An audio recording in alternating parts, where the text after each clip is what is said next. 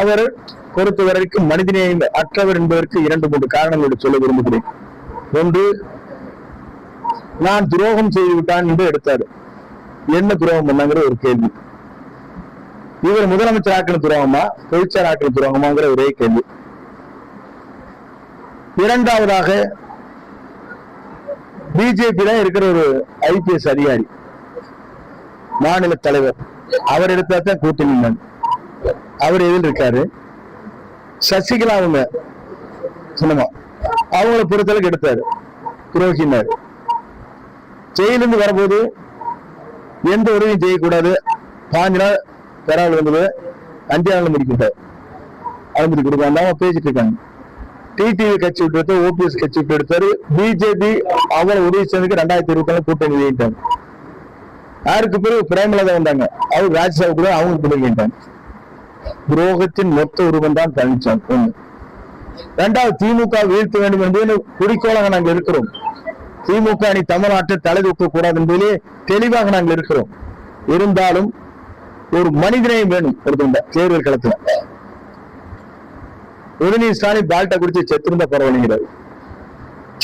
கொரோனாவில் இவர் செத்திருந்தா ஏங்க செத்தாத்தான் உனக்கு லாபம் சொன்னீங்கன்னா அப்ப எவ்வளவு கொடூரமானவர் என்பதை நீங்கள் எண்ணி பார்க்க வேண்டும்.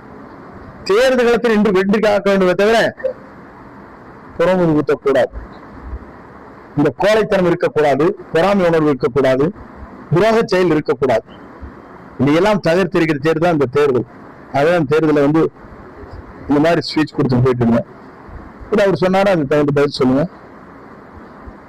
இன்று நம்மை பொறுத்தவரை திமுக வீழ்த்துற சக்தி தமிழகத்தில் ஒரே ஒரு கட்சிக்குத்தான் இருக்கிறது. தமிழக வெற்றி கழகத்துடைய தலைவர் தளபதிக்கு மட்டும்தான், வேற யாரும் கிடையாது.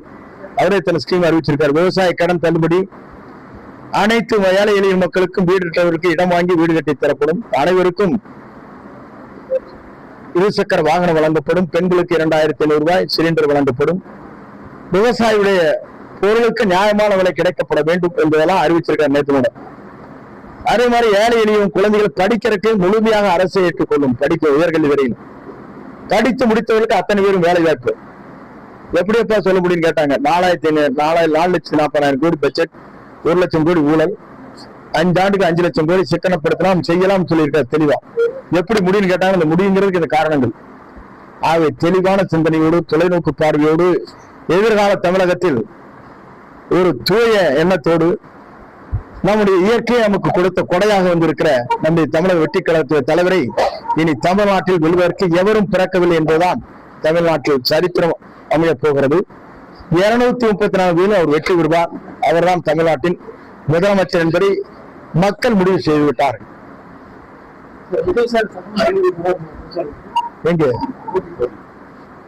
அவருடைய கஷ்டம் தான். நான் முந்தால 2:30-3 மணி ஆகி போச்சு. அங்க வாங்குற 2 பாயிண்ட்.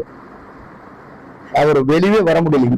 ஒன்று, திரைப்படத்தை முடக்கி 1000 கோடியை முடக்கினார்கள். CBI case. அதற்கு பிறகு அவர் எங்கும் வரக்கூடாதுங்கிற விதிமுறைகள் ஒருத்தர் மட்டும் இருக்கு. அதுக்கு என்ன காரணம்? ஆட்டோமேட்டிக்கா 10 லட்சம் 20 லட்சம் பேர் வராங்க. என்னத்தை பண்றது? காவல்துறை இத்தனை கண்டிஷன் போடுறாங்க. தண்ணி வேணும், அது வேணும், இது வேணும், டாய்லெட் வேணும், அது போற ஆம்புலன்ஸ் வேணும், எக்கச்சக்கமான கண்டிஷன் இருக்கு. மட்டும்தான் இவங்கெல்லாம் போனாங்க வாடகையால் தான் வருது. அவங்களே சலிக்க வண்டி நின்று இறங்குறது இல்லை. இறங்கினாத்தானே அப்புறம் பிரச்சனை. இறங்குறது வண்டிகளே உட்காந்து அந்த 300 ரூபாய் வாங்கிட்டு நாங்க போயிட்டு வரோம், டாட்டா நாங்க அடுத்தது விசிலுக்கு தான் ஓட்டு போறோம், உங்களுக்கு கிடையாது போயிட்டே இருக்காங்க. அப்போ அவங்களுக்கு கூட்டமே வரப்போறதில்லை. அவங்க முடிச்சுட்டே இருக்க வேண்டியதான். அதுக்கு என்ன காரணம்? ஒருத்தருக்கு வருத்தம் கிடையாது, ஒருத்தருக்கு வருத்தம் கிடையாது. அதை தாண்டி போயிருந்தா வேற நிறைய இன்சிடென்ட் வந்துருக்கு. ஒரு தலைகள் அத்தனை 5 லட்சம் பேர் கூடி இருக்க இடத்துல எந்த இடத்துல நீந்துவீங்க சொல்லுங்க? எந்த இடத்துல நகர முடியல. வீடு, கட்டடங்கள், டாப்பு எல்லா இடத்துலயும் நாங்க கெஞ்சினாரு சொன்ன ஞாபகம் எல்லாம் கீழே இறங்க, தயவு செஞ்சு கரூர் மாதிரி இருக்கக்கூடாது பயப்பட்டாரு. இவருக்கு வருகிற கூட்டம் 1 ரூபாய் கூட செலவு செய்யாம நேற்றுக்கு 12 லட்சம் பேர் வந்திருக்காங்க தமிழ்நாட்டுல. ரோட் ஷோ அண்ட் இதுக்கு பப்ளிக் மீட்டிங். எந்த தலைவருக்கு சொல்லுங்க? ஆகவே இப்படிப்பட்ட தலைவர் தமிழ்நாட்டில் வர வேண்டும் என்பதுதான் எல்லோருடைய கனவு. அந்த கனவு நிறைவேறுகிற காலம் 23ஆம் தேதி என்று அது முடிவு செய்கின்ற நேரம்.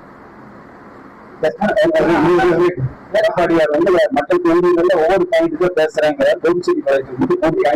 இல்ல, ஒரு தடவை பேசி முடிச்சுட்டு போயிட்டாரு. செங்கோட்டையின் துரோகி, அவரை வீழ்த்தியே நான் அடுத்தது வெட்டி விழா அனுப்புவாங்க. நான் போய் வெட்டி விழா அங்க நடத்த போனேன்.